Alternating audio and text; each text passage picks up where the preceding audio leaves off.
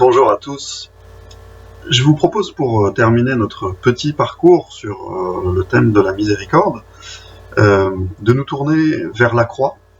Finalement, c'est le plus haut lieu de miséricorde. Le Christ a vécu la miséricorde tout au long de sa vie, mais sur la croix, en donnant sa vie pour nous, il a vraiment poussé cette miséricorde à son paroxysme.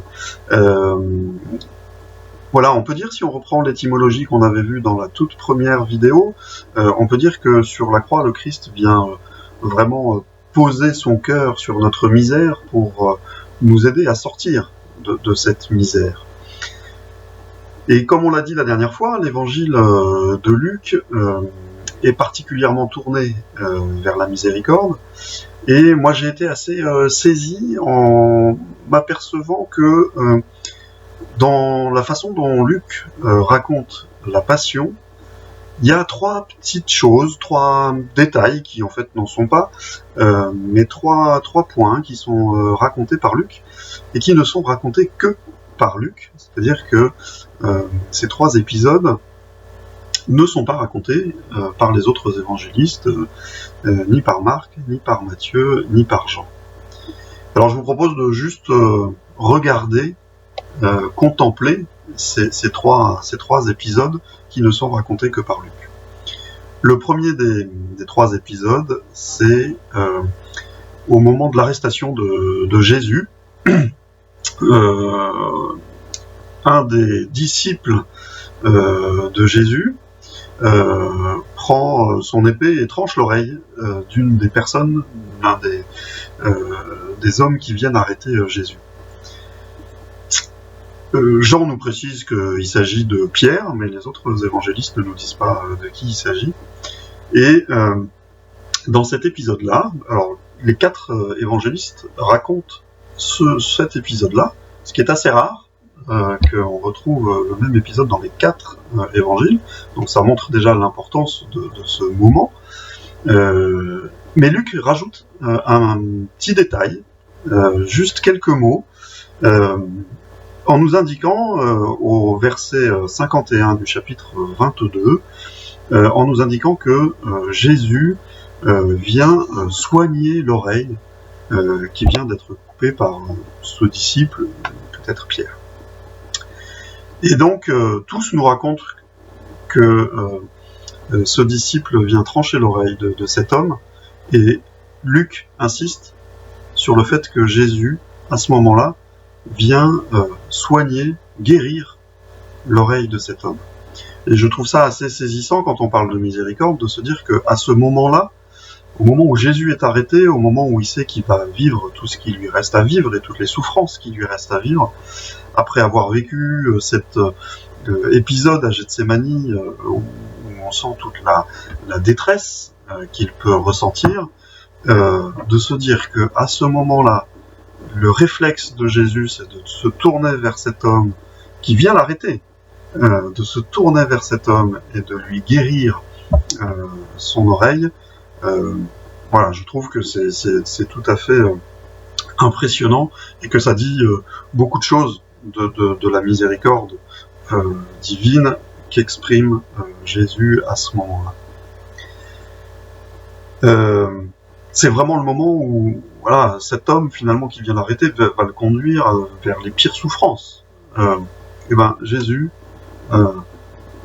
plutôt que d'avoir une réaction de défense, il vient guérir cet homme. Donc ça c'est le premier épisode, enfin le premier élément qui n'est raconté que par Luc et qui vraiment ne prend que quelques mots pour nous indiquer que Jésus guérit cet homme. Le deuxième épisode qui n'est raconté que par Luc, c'est une des paroles prononcées par Jésus en croix. Il y a 7 paroles prononcées par Jésus en croix dans les différents évangiles. Tous ne reprennent pas les mêmes paroles. Luc insiste sur le pardon en reprenant les paroles du Christ, en nous rapportant les paroles du Christ sur la croix. Père, pardonne-leur, ils ne savent pas ce qu'ils font. Donc là, on est au chapitre 23, au verset 34. Et donc on voit bien que Luc choisit de mettre en avant le pardon, qui est donc, comme on l'a dit la dernière fois, une des composantes importantes de la miséricorde divine. Et Luc veut nous montrer que au moment où Jésus est dans les pires souffrances qu'on puisse imaginer, il est crucifié sur la croix, la première chose qu'il dit, d'après Luc, c'est vraiment juste après la crucifixion, la première chose qu'il dit, c'est « Père, pardonne-leur ». C'est d'être tout de suite tourné vers le pardon, finalement, de tous ceux qui le font souffrir, et finalement le pardon de toute l'humanité. C'est là aussi, je trouve, assez saisissant et touchant de se dire qu'au moment où Jésus rentre dans ces souffrances les plus fortes qu'on puisse imaginer, il se tourne vers son Père pour évoquer le thème du pardon et pour demander pardon pour ceux qui le font souffrir. C'est là aussi un exemple poussé au plus haut point de la miséricorde divine qu'exprime Jésus. Le troisième épisode, qui n'est raconté que par Luc dans la Passion et pas par les autres évangélistes, c'est l'épisode très célèbre du bon larron, qui donc n'est raconté que par Luc et n'est pas raconté par les autres évangélistes.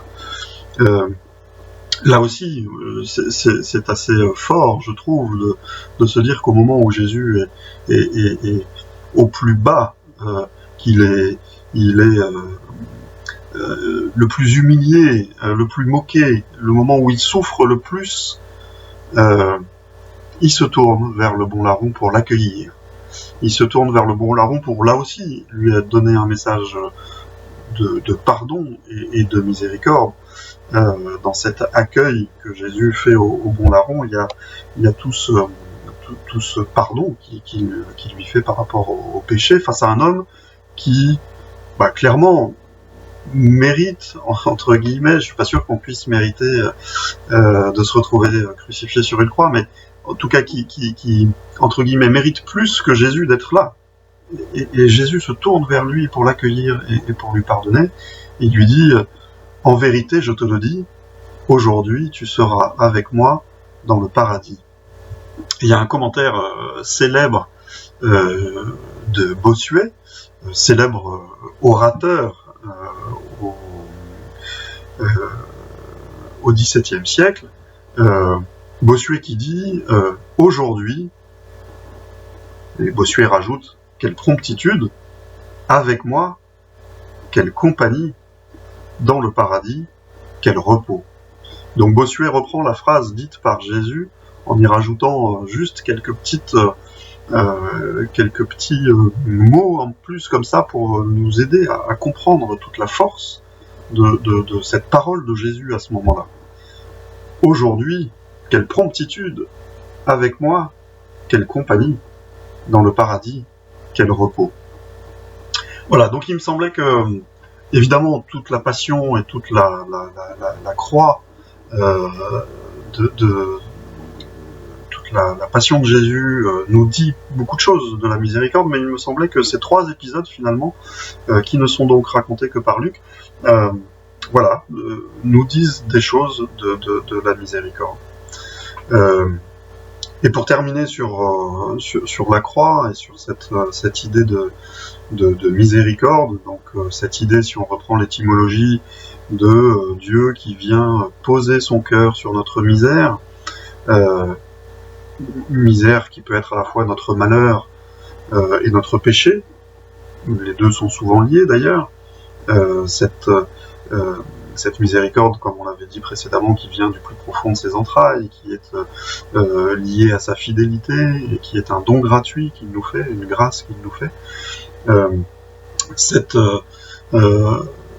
Cette miséricorde s'exprime vraiment le plus sur la croix, et je voudrais juste terminer par une citation de saint Antoine de Padoue à propos de la croix, qui là aussi, je trouve, est assez révélatrice de ce qu'on peut commencer à approcher de la miséricorde.